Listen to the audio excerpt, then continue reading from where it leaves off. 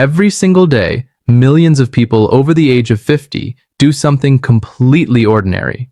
Something so normal, so routine, that nobody ever thinks twice about it. They do it in the morning. They do it after lunch. They do it in the evening while watching television or sitting with a cup of tea. And most of them have no idea, not even a hint, that this one simple daily habit is quietly doing damage. Not suddenly, not dramatically, but slowly, steadily, and in ways that only show up years later when the harm is already done.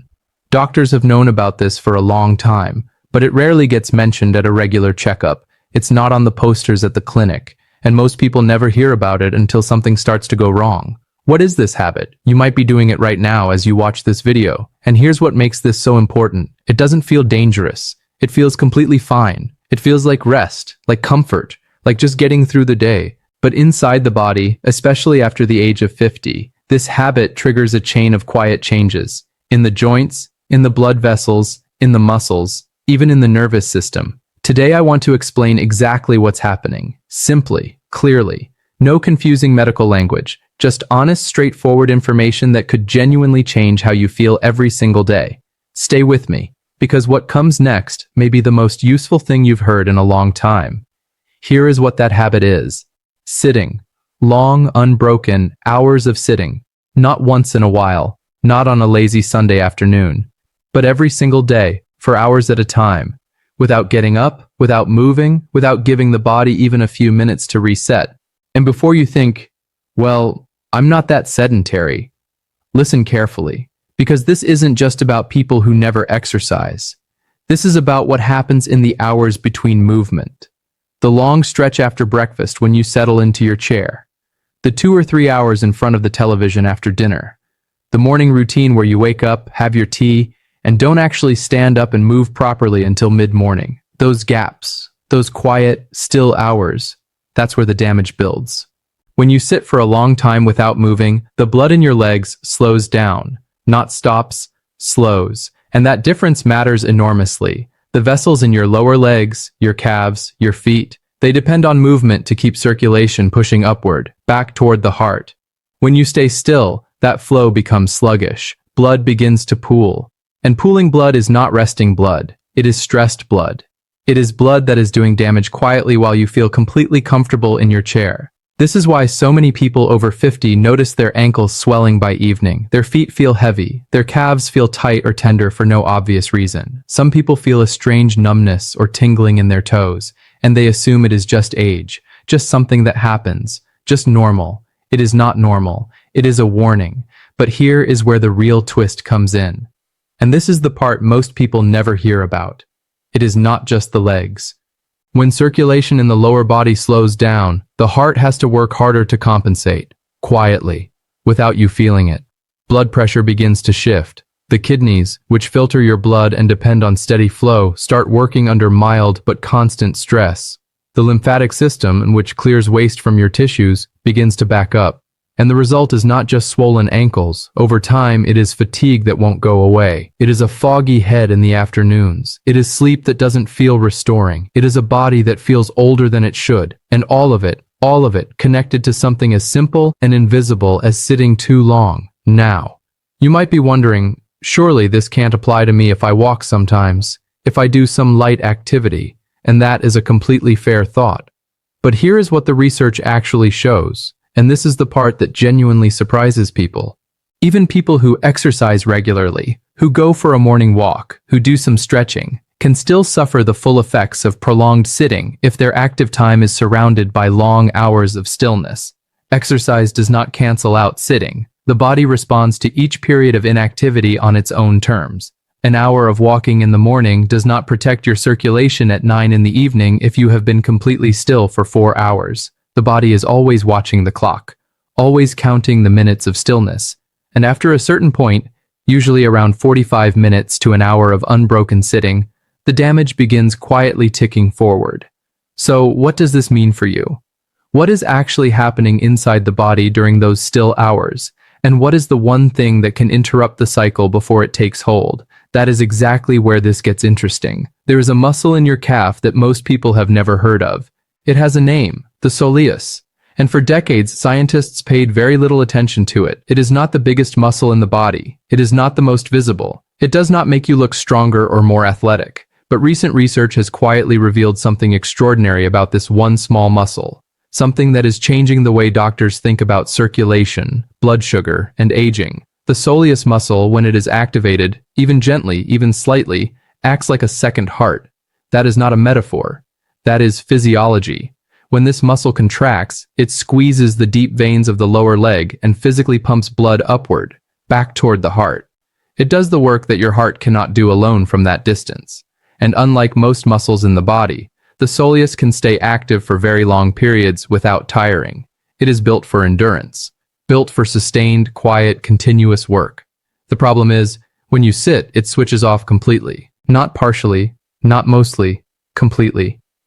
And when the soleus goes quiet, the pumping stops, the blood pools, the lymph stagnates.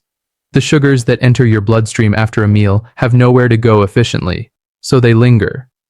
Blood sugar rises more than it should after eating. Inflammation begins its slow, silent climb. This is the mechanism. This is what is actually happening in the body during those long sitting hours. And once you understand it, something shifts. Because now it is not abstract, now it is real. But here is the twist that makes this genuinely remarkable. You do not need to stand up to activate the soleus. You do not need to go for a walk. You do not need to interrupt what you are watching or put down your tea or push yourself out of your comfortable chair. There is one small, almost effortless movement, something you can do right now while sitting exactly where you are, that switches the soleus back on. That restarts the pump. That gets the blood moving again within seconds. It is called a soleus push-up, and despite the name, it requires almost no effort. Here is how it works. While seated, place your feet flat on the floor. Now, keeping the front of your foot, your toes, on the ground, slowly raise your heel, just your heel. Let it lift, let the calf gently engage, and then lower it back down. That is it. That single motion, repeated slowly and rhythmically, activates the soleus. It restarts circulation. It clears pooling blood. It signals the body to process blood sugar more efficiently. Studies have shown that this movement, done continuously for even 20 to 30 minutes while sitting, reduces blood sugar spikes after meals by nearly 50%. Not walking, not standing, sitting, but with this one small motion happening quietly in the background, 50%, while seated. Now think about what that means for the fatigue, for the swelling, for the heaviness in the legs by evening, for the foggy feeling in the afternoon. These are not random symptoms of getting older. They are signals from a system that has been sitting still for too long, waiting for something to wake it back up. But there is something else going on. Something deeper than circulation, deeper than blood sugar, that makes prolonged sitting dangerous in a way that most health content never discusses. And this is the part that changes everything. When the body is still for too long, it does not simply wait patiently. It begins to adapt. And the way it adapts is the real problem. Muscles that are not used begin to shorten. The hip flexors, which connect your lower spine to your thigh bone, tighten when held in the seated position for hours.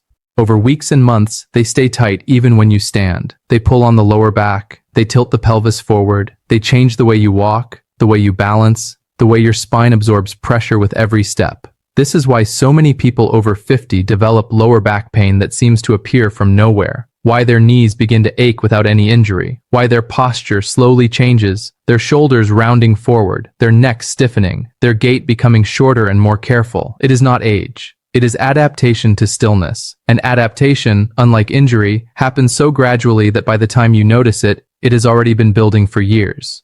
There is one more layer to this, one final piece that connects everything together and points directly to what you can do about it. Not tomorrow, not next week. Starting today.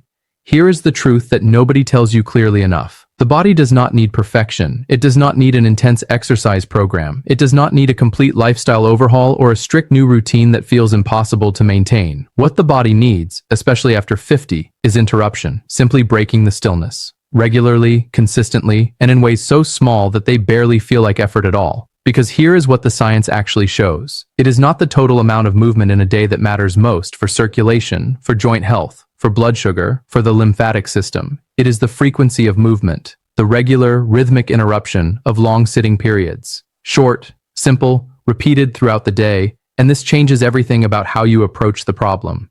You do not need to transform your life. You need to interrupt it. Every 45 minutes to an hour, just stand up. Take 5 or 6 slow steps. Roll your ankles gently.